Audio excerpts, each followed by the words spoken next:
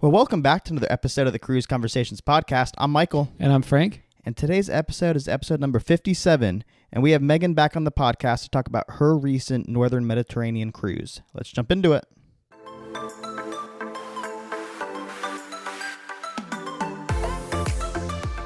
Well, Megan, it's good to have you back on the podcast.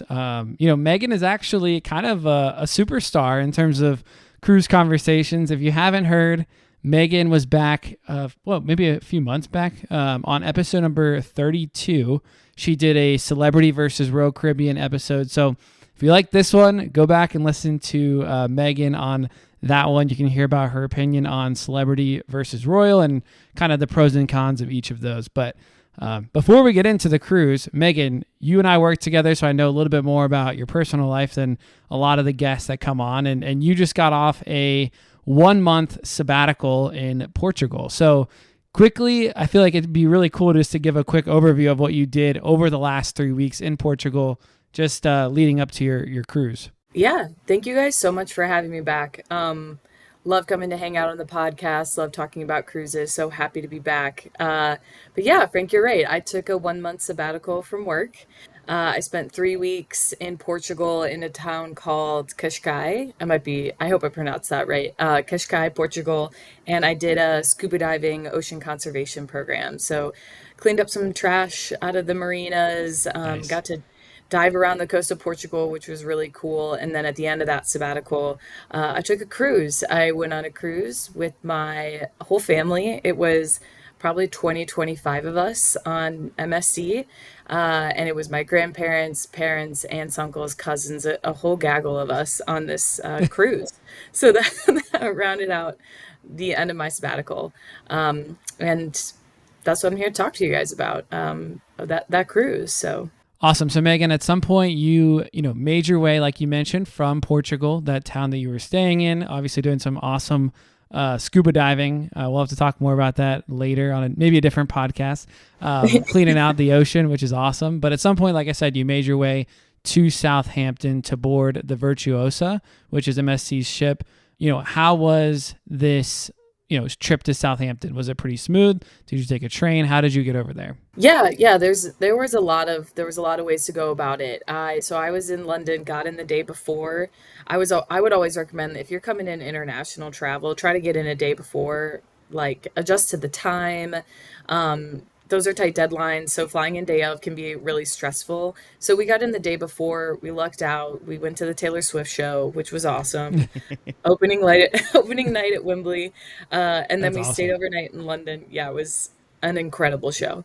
But we looked at two options. We looked at the train, which I believe the train stop is pretty close to the port, like walking distance. Like we saw people walking from the train station to Southampton, pretty easy. But because we had a big group of us, we just got a car service. It was cheaper than Uber or a taxi. We just prearranged it on the Viator tour website. So that was a pretty easy coordination, straight hotel to the port, pick up, drop off. So there's a few options, but that's one we went with. Yeah, I mean, that's one thing we always mention too, when you're taking cruises here from the state is getting in to your port destination the day before, but especially like you said with these European cruises. And like you said, even though you're already over there in Europe, I mean, there's much more that could go wrong. Like you said, going from Portugal to Southampton. Now, once you got to Southampton, how was the port overall? Like, how was the embarkation process and how was kind of just getting around the port compared to some of the other ports you've been to? Yeah, that's a great question. So I gained a little insight while I was on the cruise, which was interesting. We were actually on a excursion with a woman who's a travel agent, and she lives in Southampton. She books a lot of cruises for MSC. So she let us know that the Southampton cruise port is actually owned by MSC. So they Wow. own the terminal that they operate out of, and it's really nice. It's very gorgeous, very clean. But I would say the embarkation process, when it came to how helpful people were, I'm just going to be honest, we had a big group and my elderly grandparents were with us. And that's kind of why we chose a cruise. And we had an interesting embarkation process because half of us were in the Yacht Club, which is like their suite designated area, and the other half of us were just in regular staterooms. And they really separate a lot of the experiences for the people in the Yacht Club and regular check in. And the signage wasn't the clearest. So we actually had most of our party do regular check in. And when you walk to your doors, your keys are in your door. They have them up on the door. Yeah. But if you're in the Yacht Club, you need key access to enter into those hallways because it's like a totally separate area of the ship.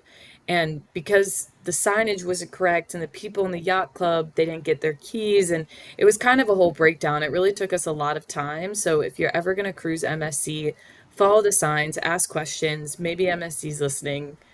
We need a little more signs here, people. Like we got a little confused. I wouldn't say the people were the most helpful, but the people once we were on ship, but when we were in the terminal, everyone in the terminal was really nice, very helpful. But the embarkation process was a little messy, especially on the ship side when we were trying to figure out how to get our room keys. So that was kind of our experience getting on the ship. My boyfriend and I did not have a room in the Yacht Club, but my parents did. And well, it was funny because when we booked it, we didn't realize how separate the experience were. Like that the hallways were like you had to scan in even from like the hallway, you had to scan in on the elevator. Like it's almost like a separate ship. So when we booked our rooms, we were next to my parents, but we were on the different side of the dividing wall to scan Wow. in. So it was kind of like it was easier almost for us to talk via balcony than it was for us to go through the Was the room. was the connecting door to the hallway right there next to your room, or was it somewhere else? Yes, yeah. Okay, It was we that's would not as walk out bad. of my door. My parents would have to open. We probably And I hope this is where I hope MSC is not listening. We snuck into the Yacht Club a couple of times, so I'm happy to talk about the Yacht Club experience. But we would use my mom's extra card, scan into the hallway, and then we had to scan into their room. I mean, the Yacht Club experience was really great, and we got to experience it because we would hang out in my parents' room or my grandparents' rooms. But yeah, our room was not the Yacht Club, no. Yeah, that's always frustrating. Like you feel like you're helpless when you don't know where to go and all that. So that's definitely good to know for those that are going on MSC in the future. Just pay attention a little bit more carefully to the signs. Obviously, getting the room key is a big piece of being in the Yacht Club. So if you are going in the Yacht Club, make sure that you follow the signage up front, and then you'll be good to go. But yeah, so just some quick facts for those that may not have any exposure to MSC. So the ship that Megan went on, the Virtuosa, is actually a pretty new and large ship, right? So it's only 5 years old, and it holds over 6,300 people. So it's almost like, I mean, we're talking big. We just did Oasis class last week. It's not quite as big, but pretty close. And it's at 181,000 gross tonnage. So it's actually considered like the 18th largest cruise ship in the world. I think it's tied with another one of MSC's like sister ships, but relatively large. So all of that to say, you boarded this ship. Obviously, it's a completely different experience, different layout than anything that you've experienced before on, maybe on Celebrity or Royal Caribbean. What were some of your initial thoughts of the ship when you got on board? Yeah, no, I'm so happy you went through some of those facts because I truly did not realize like that it was that big. I mean, it felt that big. It was a beautiful ship, but I had no idea it was like the 18th-ish or so largest ship. So, no, cool. Thank you for reiterating that. But the ship, the ship itself was beautiful. It was brand new. The finishes were stunning. I mean, like it was a big ship and it felt a little crowded. I feel like that's just what you run into when you have a really big ship. It means that there's more capacity.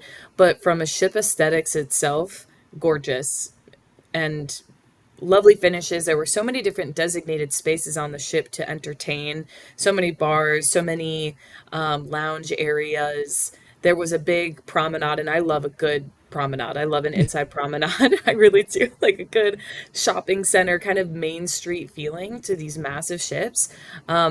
So there was a lot of really great shopping and specialty restaurants on this promenade. So from an aesthetic standpoint, I would say it was lovely. I wish I had more time in the pool, but it was cold when we went on. So, but the outdoor spaces were just as lovely. Yeah, that's the thing. Like, so I'm doing an MSC cruise later this year, so I'm kind of excited to hear kind of like some of your experience on the ship. But like you said, they look super modern, especially a lot of their newer ships. They don't look like the old like 80s, 90s neon, all of that. Or like the light wood, you know, like they don't look like that old kind of vibe. Yeah, no, like I said, much more modern, like LED screens and just super cool. So now you boarded the ship. What were some of the first things you did on board, and how was the muster process? What's MSC doing right now for the muster drill? Yeah, I'm happy you asked about the muster drill. So I'll go through that first and then I'll go to your second question.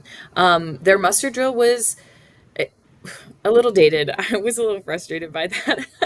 I think like the little inconveniences was probably exacerbated by our experience because we had such a big group. We had my grandparents with us, and them going up and downstairs is just like really feasible for them. So it was a little, those little things become more of a inconvenience or a hindrance. So anyways, the muster process, you go into your room, and it has to be your room, and you watch a short video on the TV screen, and then you have to call a number from your stateroom, and like enter in a code or verify that you had watched the video. So one person from your party has to watch the video in the room.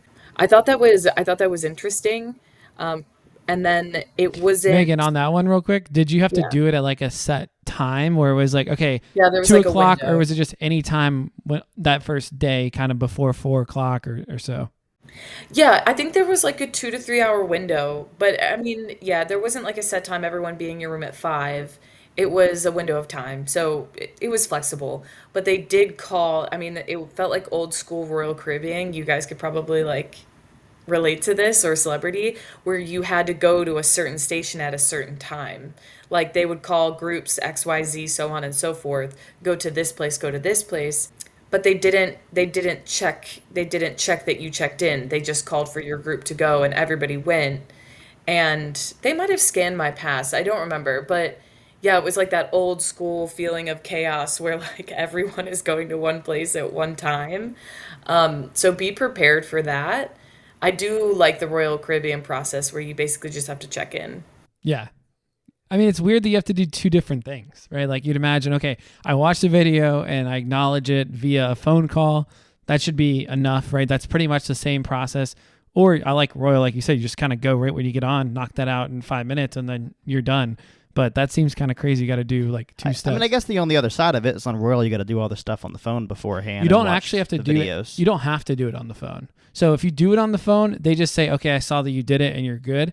But if you don't do it on the phone or watch a video, then you can still go right when you get on and you know, you're good. They'll just give you more information. They'll say, okay, here's what a life jacket looks like. Here's like the thing that is on the top and all that. So sometimes like it doesn't work properly on the Royal app. So they're like, no one did it. We'll just walk you through what to do. But yeah, that's good feedback, Megan, for those that are listening and planning an MSC cruise.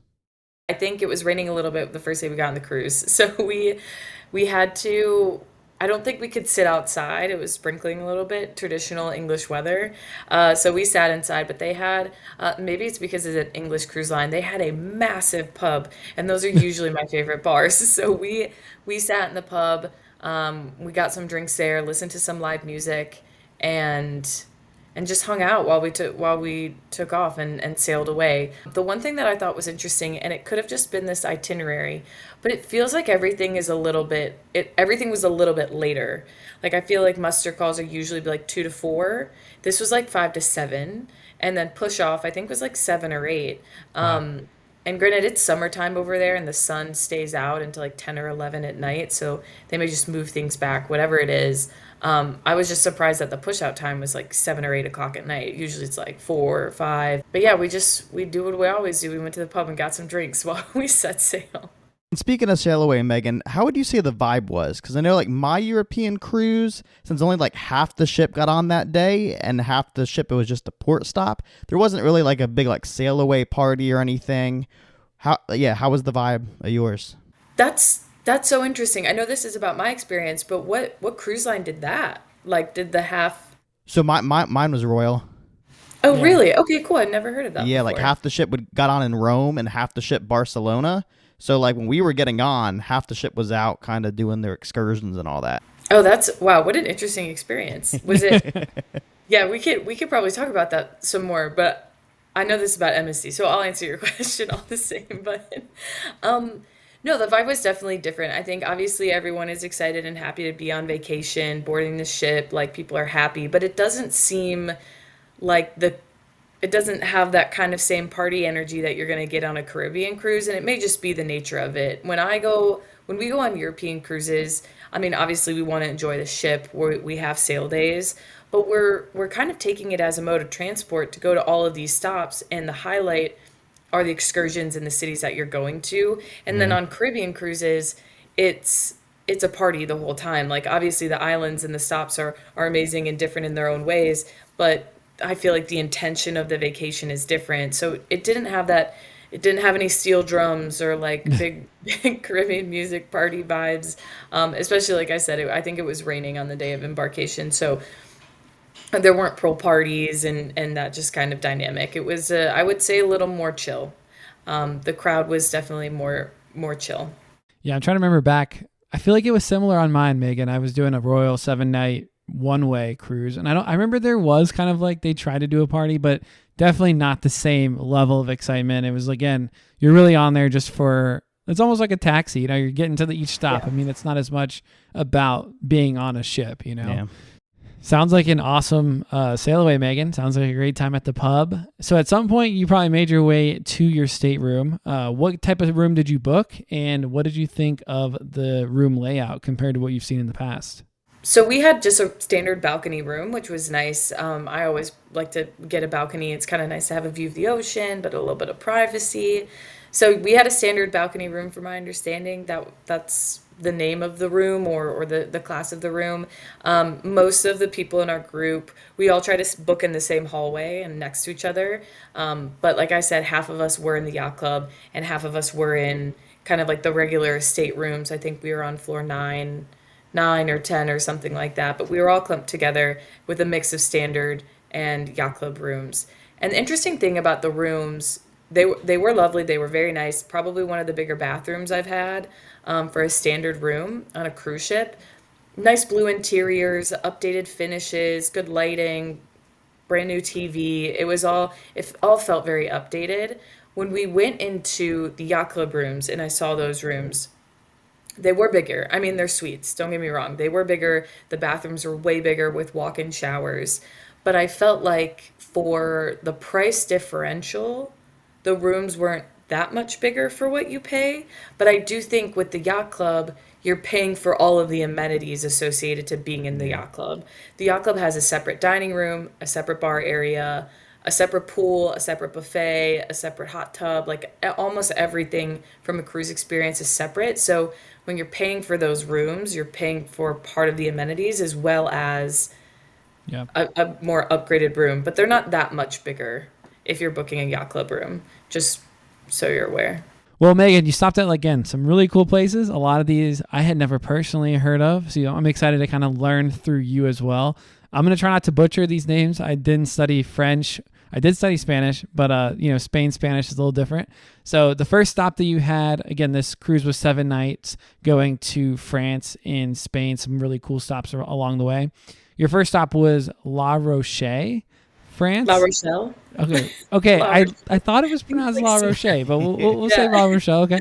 So what was kind of your vibe here? What did you guys end up getting into at this port? Yeah, happy to talk about the ports because honestly, that's why we picked this cruise. We intentionally picked this cruise because of some of the stops, the amount of things that you could do at some of these ports, and the fact that it's taking you to places in Europe you don't really see on a traditional itinerary. Like you said, it was a pretty unique experience, and that's why we picked it. So La Rochelle was our first stop. We did a day at sea, and then we had La Rochelle. It is on the southwest coast of France. And it's a beautiful seaport town. We didn't do any excursions at La Rochelle, but we took a bus from the port into the town and just walked around the town. It was really stunning. A lot of churches that were open, good architecture that you could walk around. I think it is a great port for meandering, lazy movement kind of day. Like I said, we had a big group, so we kind of got into town. A good portion of us went shopping. Some people went to some historical sites. And then we met up for lunch, had some really great mussels and went into some coffee shops and just kind of hung out. It was a great hangout spot with beautiful views. Old, I think it has one of the oldest operating, if not oldest built lighthouses. Wow. You might need to have a fact check session on that. But it was, from my understanding, it's a medieval town. So everything was really beautiful to look at. So I would recommend, if that is on your itinerary, to just kind of go there and mosey around. The one feedback that I would say about La Rochelle, this is an MSC feedback. If you're in La Rochelle and you're taking a bus, the buses fill up fast. So don't we tried to get on the bus probably an hour before we were supposed to leave the port. And maybe it was just because of heightened security because the Olympics are coming to France this summer. We had to go through security at the port as well as on the ship. It took us Gotcha. probably an hour to go through security to Wow. get back on the boat. It was messy, That's crazy. but we got there. I think that's a logistics issue, not a La Rochelle issue by any means. So really enjoyed La Rochelle, but I can't say much more about it except for great wine and great mussels. Well, that's awesome that you got multiple France stops on this cruise. I know we stopped in Marseille, but we ended up just staying on the ship because we were going to Paris afterwards. But your next stop now, you went down to Spain and you were at Bilbao, Spain. What did you guys end up doing here for the day? Yeah, Bilbao was an incredible stop. I would absolutely recommend it if you ever see your itinerary, excuse me, get really excited. There's a lot of things to do here. So Bilbao is in Basque Country, Spain, and I don't know if you know anything about Basque Country. Again, I really hope I'm doing it justice when I describe the history, but it's a part of Spain that has a really unique identity. It even has like elements of its own language and it's very much its own culture within Spain. I think it may even be a fairly independent people and an independent government from like how they govern things. That's a part that you might need to fact check, but all the same, all the same, Bilbao was really cool. It was an industrial boom city, and then it has evolved over time into this really interesting mesh of culture, history, and architecture. Architecture is kind of like the main thing to see within Bilbao itself, from my understanding. In Bilbao, they have a Guggenheim Museum. And the Guggenheim Museum might be something that sounds familiar. There's a Guggenheim in New York, and I think a few across the world. There's actually one in Bilbao, Spain. And Wow. the architects of it is Frank Gehry. And I'm from Cleveland, and we have a Frank Gehry building in Cleveland, which is like a really like point of pride for us because it's at the Cleveland State Business School. But Frank Gehry is like a world famous architect, and so he came to Bilbao, and that was the site of one of the Guggenheim museums, and it really sparked this interest and architecture. So world famous architects are going to Bilbao, building buildings, obviously, but it's become this hub of architecture. So one of the tours that they have in Bilbao is an architecture's tour, and it takes you to the Guggenheim and the Frank Gehry Museum. Uh, Modern art, beautiful sculptures in and outside of the museum. And that's Bilbao, excuse me. Outside of Bilbao, is just about an hour and a half or so, maybe, is the Rioja wine region, and that's the tour that we did. So I love wine, and I love going to wine regions. It was definitely a big part of my trip to Portugal, trying Portuguese wine and going to Porto. But so when I found out we were going to Spain, I was like, I have to see Spanish wine region. It's world famous. So we went down to Rioja. The drive itself was so stunning because you go through all different types of topography and you see, that topography might not be the right word, but you see it goes from this coastal forest, but then it goes into desert where the wine region is, and it's like high desert almost, but it was a really beautiful drive all the same. And the wine region, we went to two different wineries. Our tour guide, and it was through MSC, our tour guide was incredible. He gave us all the history that I'm spewing back to you right now. And and more. And we went to two wineries. The wine was incredible. And then the other big popular thing to do, another tour that I really considered because I also love food, is San Sebastian. San Sebastian is a town in the Basque region of Spain, and you can take a tour on most cruise ships that stop in Bilbao to San Sebastian. And San Sebastian, I think it's one of, if not the most highly populated with Michelin star restaurants Wow. city in the world, or one of them, most definitely. The food there is supposed to be amazing. There's a certain type of food in Basque Country known as pinchos. It's kind of like tapas, but it's their own thing. It's their own evolution of this type of food. And so San Sebastian, especially our tour guide said for foodies, is a big spot to visit. It's right on the water. It's supposed to be beautiful. It is now on my bucket list. So Basque region Spain is a famous place for a tourist destination. And Bilbao is, I think, one of the biggest, if not the biggest city in that region. So there's so much to do in Bilbao and outside of it. So again, if you see this on your cruise itinerary, get really excited, spend some time researching all the excursions. There's a lot to see. There's a lot to do. I mean, this is cool because I've not heard of Bilbao, Yeah, me Spain either. before, but like you're really making me want to go do some research and book a cruise right now. That sounds I'm awesome. I hyping mean, up Bilbao. wine, food. What more do you need when Yeah, in I Europe? mean, some architecture to look at once you're full and a little tipsy. That sounds pretty cool. So, Megan, your third stop was also in Spain, La Coruna, Spain, which looked like I did some research on this one. Looks like it's a pretty historical Roman town. Looked like it was used primarily for navigational purposes. So they have like Tower of Hercules, which I believe is a big monument here. Did you guys get to go see the Tower of Hercules, or what did you guys kind of get into here? Yeah, oh, I wish. We saw it from the water. So again, we had a big group. So that was one of the days that we kind of split up. And you guys can probably attest to this. When you go to Europe and you go on a European cruise, what you do for the day isn't necessarily where you port. And so you kind of have to get on a bus, go on a tour. It's fun. It can be fun, and then you're like, oh, how much time am I spending on a tour bus? So this was one of those days where half of our group really wanted to stay in town. They went to see the Tower of Hercules. They said it was really beautiful. Maybe that's where the oldest operating lighthouse is. Maybe I'm getting it mixed up.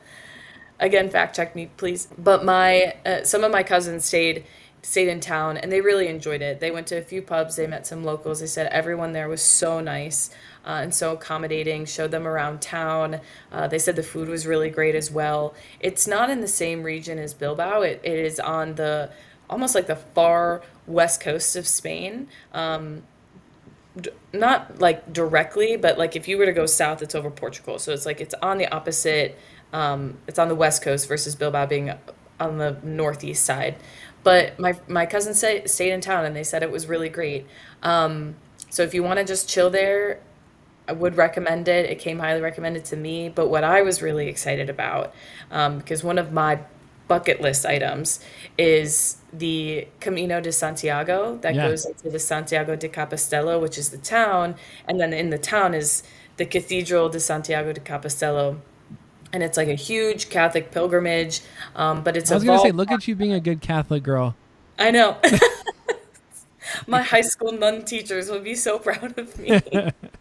The Sisters of Notre Dame would be pumped. But yeah, the Camino de Santiago has even like evolved past like being a religious pilgrimage into something that is just a lot of people will do it just to kind of like reflect. And there's several different trails to go into Santiago de Compostela. I think there's like the France way where you start in France, Spain. There's trails that start in Portugal.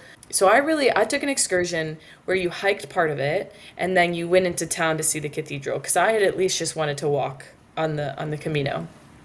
I'm sure there's several different podcasts that go into that Camino and like all Yeah. about it. So I won't talk too much about it, but it was a cool 2 mile ish, 3 mile ish walk that we did, and it ended with us eating at one of the restaurants on the trail, which was nice. Or we had snacks that we brought with us from one of the restaurants, and it was Iberian ham, which is delicious. So that was great. And then we ended up just having like 2 or so free hours in the town, Santiago de Compostela. So we went into the church, we got to see it, shopped around town, got some jewelry, stopped for another snack and had a glass of wine over the square. So it was a really nice excursion to see those kind of bucket list items for me. My one complaint was it was like a little choppy that you like walked apart and then they put you back on the bus to take you into the city. I'm like, the trail goes into the city. Like what? Like let's just do like Yeah. the last 2 miles and then end in the city. But that's not how it was laid out, which is fine. But another part of our group my grandparents, my aunts and uncles, they did a whole history tour. So they didn't walk the Camino, but they did go into the town, and they loved it. They went on a whole guided tour through the church, which they said was really enlightening and very cool, because it's one thing to see it, it's another thing to understand what you're looking at. So that was great. That group also, after their private tour through the church, they got lunch at a hotel, which the name is escaping me, but it's the hotel. It's like a five-star hotel, which is Wow. like pretty incredible that that was on the itinerary of this excursion. And it's right on the square with the cathedral. Yeah, it's supposed to be this world famous hotel. They ate there. They said it was phenomenal. We actually met up with them there, and that's where we had our glass of wine over the main square. So the town itself is obviously a big tourist destination, but it kind of gives this different vibe to tourism, because one, it's historical, obviously, but it's also, there's so many people who are there on these pilgrimages. So you walk around town and people have like hiking polos and big backpacks on, and like just like hanging up their socks to dry after walking all day. So it was a That's really, neat. it was, yeah, it was a cool experience. I've always wanted to go there. So again, that's one of those stops where you could get on a bus or you could chill in town. You can't go wrong. Awesome. Yeah, sounds like another great day exploring. Now, your last stop here, you went back to France. You were in Cherbourg, France. Another place never heard of, like any of these stops. But, we were looking at this port, and it looks beautiful. It's a coastal port, bunch of cool monuments and history kind of just connected to it. Tell us a little bit about the port and what you did here for the day. Yeah, I was really excited about this sport because this is like a nerd moment for me. I love history, and one of my favorite books is called Pillars of the Earth. At least when in the TV show they mention this town as being like a famous trading post, and you can actually get, I believe, ferries. Like if you're just like backpack traveling or not on a cruise, you can get ferries from Cherbourg into England because it's right there on the English Channel. So we had a day at sea. Went back through the English Channel, and so it was our last day and ours, our last cruise port. And from Cherbourg, you can stay in town, which again some of my cousins did, and they really enjoyed it. They said it was a cool town to go around, a lot of really great seafood. The people were very nice. I believe it's in the Normandy region of France, so it's got a different culture, it's got a different vibe to it. And I always really enjoy when I get to travel to Normandy. It's, I think, my third time back in Normandy, so I was happy to see that that was on our itinerary. There's two big things or excursions that you could do out of Cherbourg. You could go to Mont Saint Michel, which is right between Normandy and Brittany in France. I opted to not do that, but I've been to Mount Saint Michel before. I would absolutely recommend it. It's a really beautiful site, especially to spend the day there and watch the tide go in and out. And the way and just the architecture of Mont Saint Michel, how it's built out on the water and on this hill, and the monastery there. It's really something to see. It's definitely a bucket list item. So would recommend that. It is about an hour and a half to 2 hours, depending on the bus from Cherbourg. So be Oh, prepared wow. to sit on the bus. Yeah, exactly. Like be prepared to sit on the bus for a while.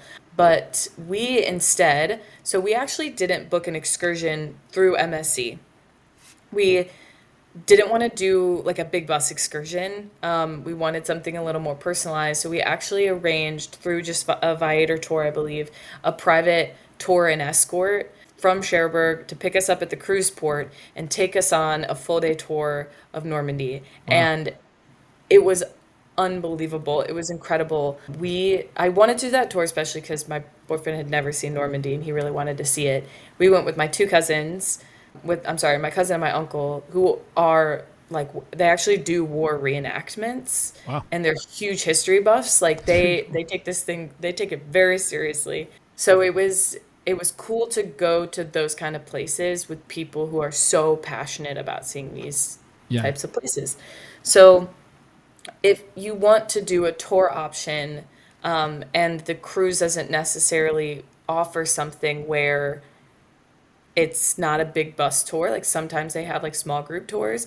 If not, you can absolutely book something separately and arrange for them to pick you up at the cruise port. Always an option. And we got to do that here. So we went to St. Mary-Glise. We went to the U.S. National Cemetery Wow. for those who passed, yeah, during the D-Day invasions. And then we went to Omaha Beach, and we went to, I believe it was Utah Beach. So we went to, I believe, 2 out of the 3 or 4 beaches, and our tour guide was like, I think he was a professor in college for World War II history. Like he knew everything. He had a binder and pictures, and we got to see Point de Hoc, which was like a bombed out German shelter. Like there was so much to see. If you're a huge history buff and you want to go through Normandy and like experience and understand what D-Day was, and that whole experience from when they dropped the paratroopers in to when they stormed the beaches, it is a really impactful thing to see. And it was only like 30 minutes outside of the cruise port. So if you ever see Cherbourg on your itinerary, know that that kind of excursion is possible from there if you really want to see the Normandy beaches. Oh, that sounds awesome. I Yeah. mean, we've talked about it too before on other podcasts, but you know, Viator, going through a third party doing that, I mean, as long as you do the research, I'm a big review guy, so I like to read all the reviews.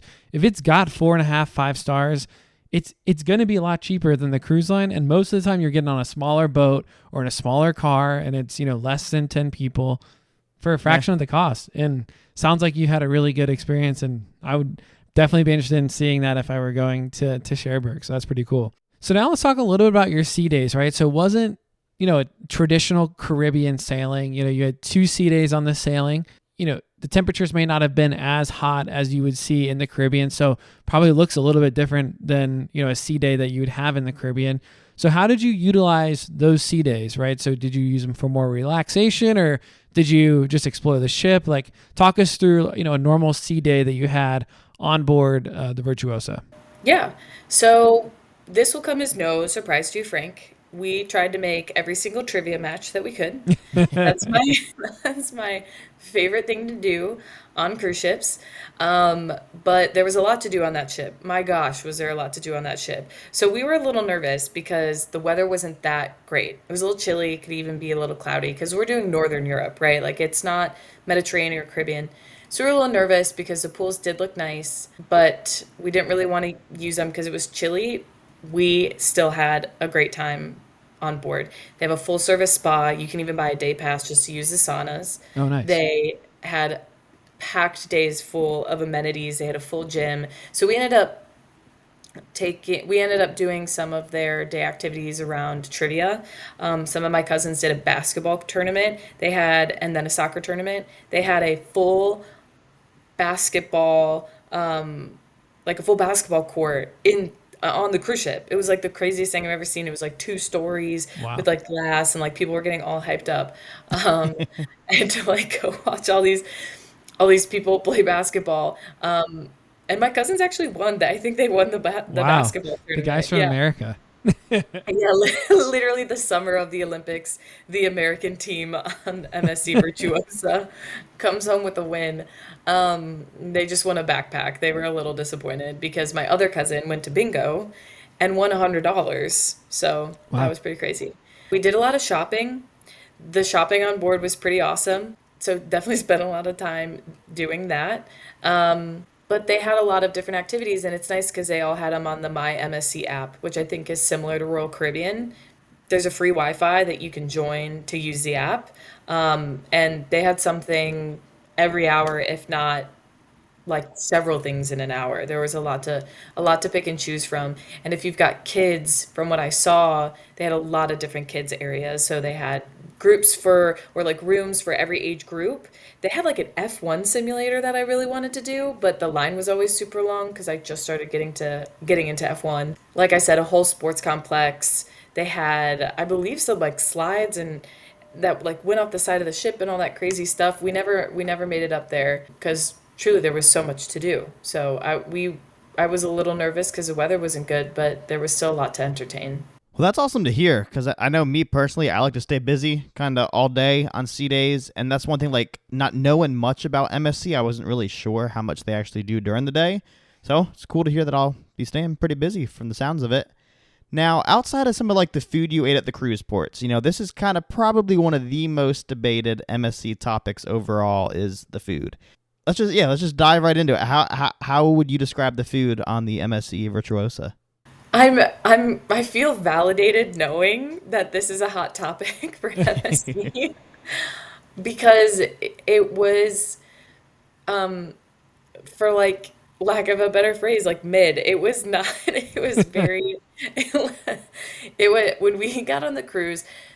So I'll say this. I think it depends on where your room is, which sounds weird, but we had a regular room. My parents had Yacht Club. We ended up, again, sorry, MSC, sneaking into the Yacht Club for dinner and lunch a couple times, and their food was phenomenal. I mean, it was really good. Like, the steak was well prepared, the appetizers were really good. Like, the food was good. What I would really want out of a dining room, if not a specialty restaurant on another cruise ship. And then the dining room food, after our first night eating in the dining room food, my boyfriend joked that he's like, this will probably be the first cruise that I ever lose weight on. Like, the food was not very good. Like, the meat was overcooked. I got chicken oh, I'm gonna say it wrong. I'm so sorry, but chicken biryani the first night, and like there was no chicken on it, and like the one piece of chicken I had bone. It was kind of a disaster. Maybe it was because it was the first night, but I was very underwhelmed with the dining room food. Very underwhelmed, sorry, with the buffet. We ended up eating a lot at the specialty restaurants. Okay. And the specialty restaurants, I feel, are usually like a premium food service, where like you are going to eat a nicer meal than you would in the dining room. And I think some of them were like that. They were like definitely higher quality, but they're not as expensive. They've got a food like dining plan, it almost seems like, where you can buy X number of packages to eat at specialty restaurants. Yeah. And we ended up actually, after the first night eating in the dining room, we ended up just deciding that we're just going to eat at all the specialty restaurants instead. And they were good. They were definitely better, but they weren't as upscale as some of the other specialty restaurants that you're going to have on like a Royal Caribbean or a Celebrity. I feel like they are positioned on MSC to just be a different experience, if not maybe a little bit better. Got it. Yeah, that seems interesting. So maybe they're like trying to get you to spend more. Like the cruise fare is typically pretty cheap, right? For MSC, like it's pretty reasonable compared to other cruise lines. So it's like they get you in the door, and then it's like, well, I feel like I need to spend more because it's just the bottom barrel is not the bottom tier is not great. So you feel like you have to go in and upcharge, right, and spend more on some of the specialty food, which is interesting. Yeah, and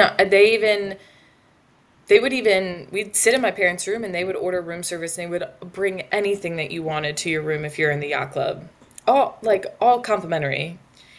Any drinks. It was almost like you could have never left your room in the yacht club and gotten the same quality of food that is being served in the yacht club to you. They also have like a separate buffet on the pool deck at the yacht club. And I snuck into that and ate there every morning because they had like specialty coffees, and they had specialty coffees, and it's all free because it's a part of your yacht club fare is the alcohol package, the specialty coffees, like it's all included. So I think you're right. The premium food service is in the yacht club, and it's kind of worth the money if you don't want to go to don't want to go to the regular buffet and go, I don't want to eat any of this. And let's also question about kind of the specialty dining, right? You mentioned like you got the dining package and you did that kind of the rest of the cruise. What were the concepts like? Like, were there a lot of specialty dining, and what were kind of like the food varieties you had at the specialty restaurants? Yeah, we had a great time picking each night. Like there were a lot. I feel like it's probably the most I've ever seen when it comes to specialty restaurant concepts. There really were a lot to choose from. Um, they had a Vietnamese high-end Vietnamese restaurant, which we didn't get to go to. I really wanted to go to. Make reservations. If you are going on MSC and you want to do specialty dining, you can make reservations on board or beforehand. I'm not sure how to do it beforehand. I wish I would have, but or at least do it right when you get on the ship, especially if you have a bigger group. Because we would go there day of and see if we could get in. We couldn't get into the Vietnamese, but it looked really great. We couldn't get into the steakhouse, which was the best one on board, which looked good as well. So we ended up eating at the sushi spot. There was like a right on the main promenade, a sushi spot that was really good. They had a Japanese steakhouse, which I think that that's standard across a lot of cruise line to have like a sushi spot and a Yeah. um, Yeah, a hibachi kind of Japanese steakhouse. We ate there, really enjoyed it. And then they had a Mexican restaurant, which I was so excited to see because by the time I was on this cruise, I had not had a taco for like a month because I was in Portugal. So the Mexican restaurant was really good, really fun, and inexpensive relatively to the other restaurants, the specialty restaurants. Another fun thing that I learned about MSC from the travel agent I met on one of our excursions is that they either own a portion of or part of the Ferrero Rocher family is connected to MSC somehow. So a lot of the times you're going to see specialty desserts and chocolate shops on board as well. So we got dessert. I got macaroons there probably every day. So you even have some food options outside of specialty concepts that are not free, but a cool experience. No, I mean, it sounds like you had you made the most of it, right? So you really made the most of the food situation. You quickly pivoted off of the free food and found your way around the specialty restaurants. And sounds like you guys did all right with that. So that sounds awesome. Now let's talk a little bit about the add-ons, right? So we've talked about this in the past, but a lot of the cruise fare, doesn't come with drink packages and Wi-Fi, spa. Did you end up doing any of these things while you were on board your MSC cruise? Yeah, we ended up purchasing the Wi-Fi and getting the drink package. Drink package works similarly, I feel like, to other cruise lines. There's ranges. We just got the one where it was like 9 pounds or up, or I'm sorry, 9 pounds or below. If we got a drink that was over 9 pounds, it would just charge us the difference. But I don't think I ran into a drink besides the robot concept that was more expensive than 9 pounds. But yeah, we got the Wi-Fi and drink packages. Wi-Fi worked great. I could stream and everything, and the drink packages really covered most of the cocktails I wanted to and glasses of wine I wanted to order on board. How was the service with the drinks on board? Did you ever have any issues, or was it pretty similar to kind of like the bars and the speed of service that you've seen on other lines? Yeah, it's interesting. I think it depends where you go, and again, I think it depends if you're in the yacht club or not. Like the times we snuck into the yacht club and got bar and drink service there. Everything is complimentary, so they don't even look at your card. Thank goodness, because we didn't have a yacht club card. We snuck in there. Um, their service was immaculate, and they do. I mean, they're in the penguin suits and everything. They go all out on service when it comes to drink availability, especially in the bar in the yacht club. They're really on top of it. There's a lot of different specialty cocktails where I don't think you have the same kind of availability in the regular bars, and it's crowded. So like the pub, it got really crowded. So sometimes it was a little slow. Be cautious on MSC. I feel like you go to a bar and you think you can get all the same things that you can get in another bar, but only some of the bars on MSC had liquor service in their bars. I don't know if you've seen that before. I just was like, I didn't expect that. So you just kind of had the service was still very. I mean, everyone was still nice, but it was there were unexpected twists to the not yacht club bar service that I wasn't expecting. I guess like we've seen like wine bars, right, or things, but like even like vintages, Megan, when we were on Oasis, like people got cocktails, and that's a wine bar, right, on Royal. So definitely interesting. I don't think I've ever seen that. Yeah, I know I haven't. Now, it was also nice to hear. I know on my upcoming cruise, I think we have the smallest amount drink package, but I think, like you said, it was like $9 or $10 and below. So it's nice to hear that, like you said, you were able to get a good amount included in it and not to pay much more. Because that's one thing I've been kind of wondering leading up to it is how many of the drinks are actually going to fall under the plan. So let's move on to entertainment now. Last week, we actually just released a video on the Oasis class and talked about the entertainment on that. I know you've sailed the Oasis class before. How would you say the entertainment was on the MSC Virtuosa, and how does it kind of compare to some of the other cruise lines you've sailed on? So we didn't do as much from like if I'm thinking like of shows, we didn't do as much as I feel like I usually do. I don't know if it's because we had a bigger group. We're just a little less interested. Like touring around all day kind of tires you out. Yeah. But yeah, we didn't go to the shows, and then when I wanted to go to the shows, when I looked at it, you either had to make a reservation, which I feel like is standard-ish now, or you had to pay. There were some shows you had to What? pay for. Yeah, right. I didn't expect it. Um, unless you were in the yacht club, I think you got to go for free. So I think we just didn't end up doing it. We ended up going to either just like where you hear live music, sitting down for a little bit, going to free trivias and bingos from like an entertainment standpoint. But we didn't see any of the shows on this ship. I just don't think it was convenient. Yeah. Now, kind of going back to, like you said, some being at a premium, how, like, did you ever walk in the theater? Is it like a smaller theater, or like, what do you think leads them to charge for it? Yeah, no, it was kind of like, I don't know if you guys have seen it, like the new celebrity class ships. So we went in when we played bingo, and it was in the back of the ship, like the main theater. It was in the back of the ship, and it's not your traditional kind of theater that you're going to see in like a Royal Caribbean or Oasis class or something like that, where you like walk in and you feel like you're in a playhouse or something like that. It was open glass, and they had like different kind of screens that they would drop down, and also like a big screen in the back that was kind of wavy. It reminds me of the newer celebrity ships, Okay. and the newer like innovative theater experiences I think that they're trying to create, and like lean away from this like Broadway recreation and go into like more alternative types of entertainment. So we were in there a couple of times. We just never made it in there for a show, so I can't remark on the experience of it. But it did seem like new wave, if that makes sense. Yeah, I know for me, shows are a big thing. And we had a good time on our cruise together, Megan, just seeing all the shows. So I'm looking forward to doing that again at some point. But let's talk a little bit now about the service on board, right? So whether it's the stateroom attendees, the dining staff, the bartenders, customer service, anyone that you interacted, how did you feel like the service and the quality of the service was compared to what you've seen in the past? Yeah, that's a great question. I think it's going to go back to whether you're in the yacht club or not. I there was we did get to our rooms a little early the first day. I think it kind of took them off guard. But by early, I mean like 3 or 4 o'clock. Like it wasn't. Oh, wow. Bags came later, and that may be standard for MSC. Like we didn't get our bags till like 8 or 9, Whoa. and then 8 or yeah, 9 late, p.m.? right? Yeah, it was late, and we had to ask for them. So they were just moving slow. Maybe it was a lot of people. They were working out some kinks, but we got our bags late. Our room attendant was nice, but even for a standard room, I feel like I've had nicer room attendants. Like he forgot pillows and towels and just certain elements, which is all good. Like people make mistakes, but when we asked him about it, he was helpful. But I felt like we were bothering him the other times that we kept asking for stuff. He probably just had a lot on his plate, but I would just say it was just like a little frustrating going in and saying like, well, we have towels today. We don't know. So that's one thing.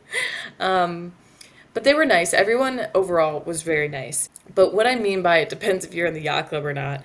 In the yacht club, you've got a dedicated concierge who is there and just always kind of around.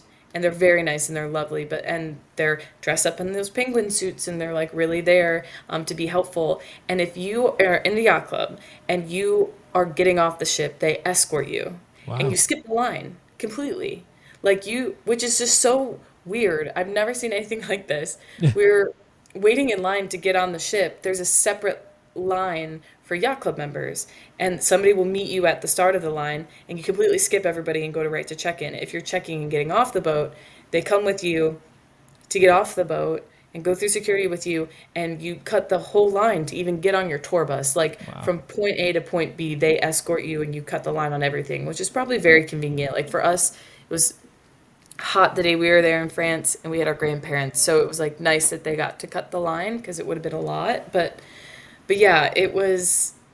You feel the difference in service quality when you have family in the yacht club and you're not. Yeah. So that that was one thing. And then like for embarkation and like getting off the ship, sorry, disembarking, you get escorted on and off again. Like it's throughout the whole experience, the whole cruise experience. They'll escort you to dinner wherever you want to go. So service wise, there's a difference if you're in the yacht club, and that's just something to be prepared for. And it's another perk of going to the yacht club at the end of the day. I've heard of a similar, like if you're, my parents just got off of Icon and they did like a sky class. My mom was on here talking about that. I believe she had a similar situation on that where they did kind of like when she was ready to get off, they would escort her, but it was only disembark. I don't think it was for all the ports. So that's pretty awesome that like they come and meet you. You just like text them, hey, I'm coming through, and then they come down and let you skip the line, which is that's pretty epic right there. Yeah, it was nice for them. We tagged in. We got in when we were getting off the ship, disembarking. We snuck into the Yacht Club again, and we got we got escorted off. We snuck in on it a couple of You times. little. Oh, that's awesome. It was nice. Let's kind of talk about the ship layout now. Like we said earlier, MSC is known for having kind of these beautiful new modern ships. What did you think of the layout of the ship, the features on board? Were they kind of similar to what you've experienced on Royal or Celebrity? And how were kind of just the public areas overall? Did any stand out to you more, or areas that you think could be improved upon? The layout of the ship in general is a little different, and I think my experience is mostly Royal and Celebrity. And again, I mean they're owned by the same company, so you see a lot of experience and ship layouts across those two lines. Celebrity was different. The casino, I feel like where it takes up usually like the middle of the floor, was like way in the back of the ship. Like I didn't even go to the casino unless I went out of the way to go to the casino. Where I feel like on Rail and Celebrity, sometimes you have to walk through the Yeah. casino even to get places. Exactly. Um, so that was a little different. I feel like there's almost like rooms in the middle of the ship, and all of the entertainment is either on the front or the back of the ship, which is fine. It was just a little different. I didn't even realize they had a casino until I went to the theater to play bingo. So the layout was just a little different. Nothing good, nothing bad. It's just different. The one negative thing about the layout for the pool though, and again, I think it's just because it's a bigger ship, and you get this, and Frank, you can probably attest to this, or you both can if you've been on the bigger classes of ships.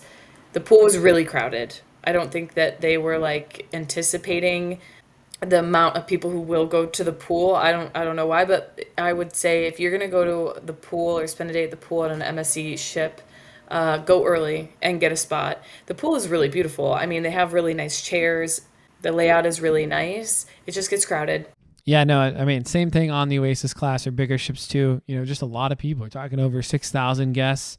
It's tough to accommodate everyone that probably wants to be in a pool on a hot, nice day. So, but it sounds like, overall just different layout, and I'm excited at some point to get to experience it and actually see it for myself. So pretty awesome. Thank you, Megan, for that.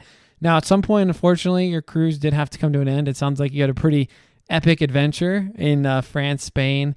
I know you kind of talked about it a little bit with, those that had the perks of the Yacht Club, but for you, how was disembarkation process at Southampton?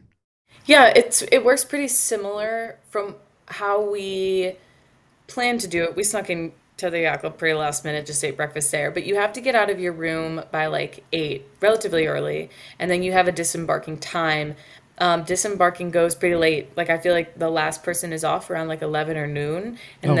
then yeah, that's what I'm saying. Like I feel like when you're at Royal Caribbean, most people are off by like 10, maybe at the latest. And Yeah. then the new people are coming on by like noon, 11-ish, maybe. Like the turnaround is so quick. I think MSC just moves a little slower, gives people more time. It didn't feel super crowded, which was nice. Our disembarkment time, I think, was like 11:45. Um, we just didn't know what we were gonna do with 3 hours on the ship, Yeah.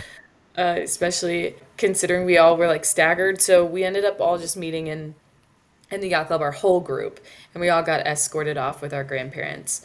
When it comes to transportation after you get off the ship, there's a few different routes, and we all kind of went our separate ways. We flew back the same day, which is nice because if you're flying from the US to Europe or anywhere in Europe, the UK, wherever, there's usually a lot of later day flights. So we got a flight the same day that we got off. Didn't have any problems. We were at Heathrow for a while, but we didn't have any problems. They have buses that MSC arranges. They booked out like 3 days before we got off the cruise ship. So if you're going to book a bus, do it before, if not the first thing you get onto the cruise. Book a bus for transportation from the cruise ship to the airport right away. We ended up taking a taxi all the way to Heathrow. It was like an hour and a half, just a taxi that was at the cruise port. It was pretty expensive. Again, if you want to pre-arrange accommodations, you can. We had a group of us that did a pre-arrange accommodations, but they took it into London and spent a few days in London after the cruise. So there's a lot of options, but if you're going to book anything, book it early. That's my one piece of advice if you're Southampton with MSC. Yeah, that's a good point, because I know even my cruise, I honestly wasn't thinking about it. Yeah. Kind of for most of the cruise, and Royal did the same thing. They had the option to do a bus. I think I ended up finding like a private kind of taxi driver type thing, but you were like partnered with other people in the vehicle. Yeah, I actually did the bus on Royal on mine because they're the same thing. They're like, we don't have a ton of taxis coming in. And, the bus was like $40 a person or €40. And I was like, sure, I just don't want to risk it. So, yeah, exactly. Even though the flights are maybe a little later in the day, I mean, you got to get there. Yeah. You don't want to be stuck at the port. Now, let's kind of just wrap up some overall thoughts on this cruise, right? I mean, between the service, the dining, your rooms, how would you compare this cruise to kind of other cruises you've done in the past, especially kind of some of the other European ones you've done in the past? And is there anything you'd have done differently on this cruise? The one thing I would have done differently that I will do on any MSC cruises now is get in the Yacht Club. Like, I will be in the Yacht Club next time I cruise MSC. It is such a nice experience, and I know I really don't know the price breakdown. I think it depends on when you cruise, what you're doing, so on and so forth. Obviously, cruise prices fluctuate. If it is just a little bit more, I would say do it because your drinks are included. The food is better. I feel like I could have saved like $600 by not getting two drink packages, by not spending all this money on the specialty dining restaurants. Like it adds up. So overall, I will probably try to do the Yacht Club next time if it makes sense price wise for our itinerary. So that's my comment on the Yacht Club at MSC. I think MSC versus Royal and Celebrity, again, when it comes to Europe, you go for the itinerary. So look across, like shop around cruise lines and see what itinerary, because if you're going to Europe, you want to see certain things. Like we've done 3 Mediterraneans now, and this is my second in Northern Europe. But we went to see the sites, and the sites were absolutely worth seeing and incredible. So shop around your itineraries and broaden your scope of cruise line because, MSC offered things that other Celebrity and Royal, which are my go-tos, couldn't offer. So that's why we ended up on that cruise line, and it was worth it. It was worth it to see those sites. But overall, I would say the ships themselves very modern and comparable to like what Celebrity and Royal have to offer. I just think that MSC more than other cruise ships create these separate class experiences. It kind of felt like flying, right? Like you see everybody in first class and you're like, well, that would be nice. And then you realize you're next to the bathrooms in economy. Like it's just, it's a pay to play experience. And you just have to kind of figure out what your budget is going to be and what experience that you want. I think if I was looking at pricing, I wasn't going to get that Yacht Club experience, I think I'd want to go with Royal or Celebrity, especially in a big group, because they don't create as much separatism of experiences across the different price range. Another thing to consider when you're going on a European versus Caribbean cruise, and I think we touched upon it before, when you go to Europe, you're shopping your itineraries. When you go to the Caribbean, you're kind of shopping ships and cruise lines, and it's like you're looking for different things. For anybody who's interested in going on a European cruise, it is a really good way to see a lot of things in a short amount of time. One of my first experiences in Europe was doing a Mediterranean cruise with my family. And it was similar to your itinerary, Frank, where we went around Italy, and I think we went to the south of France, and I was young, and it allowed me to see, I'm like, these are places I'm going to want to go back to and spend more time. And then this is something I always wanted to see, and I've seen it, and I really don't need to go back there. So I think European cruises versus other European vacations, there's pluses and minuses to all of them. But for anybody interested on going to a European cruise, you guys have probably talked about it in your other podcasts about European cruises, but it's a really unique experience to see a lot of what Europe has to offer in a reasonable amount of time. Awesome. Well, Megan, thank you so much. Again, really, really appreciate you coming on. Obviously, you're not only a cruise expert at this point, but you're also a Mediterranean cruise expert. You've been on a lot of Mediterranean cruises, to your point, and you provide a really good perspective for people that are looking to book their next cruise for Europe. So again, thank you so much. Obviously, really enjoyed hearing about your experience, and hopefully we get to have you on again. Thank you guys so much for having me. I love coming on the podcast. I'm excited for a few cruises we have planned in the upcoming year. So hopefully I can invite myself back to talk to you guys about it. Definitely. Would love to have you. Awesome. Thanks, guys. Well, thanks again, Megan, for coming on, and those of you for listening to this podcast. If you're listening and you are interested in booking your next cruise, you can reach out to us. You can send us a text at 704-313-8556. We'll get back to you on pricing. We'll even look into MSC or any other options that you're interested in looking into for your upcoming cruise. We're actually working with someone right now for a European cruise next year, so we're excited about that. And again, if you have any questions or anything you'd like to see or any topic suggestions for a future episode, you can DM us on Instagram, you can respond on YouTube, or you can just drop us an email at cruiseconversations@gmail.com. With that, thank you so much for listening to this week's episode, and we will see you back here next Wednesday.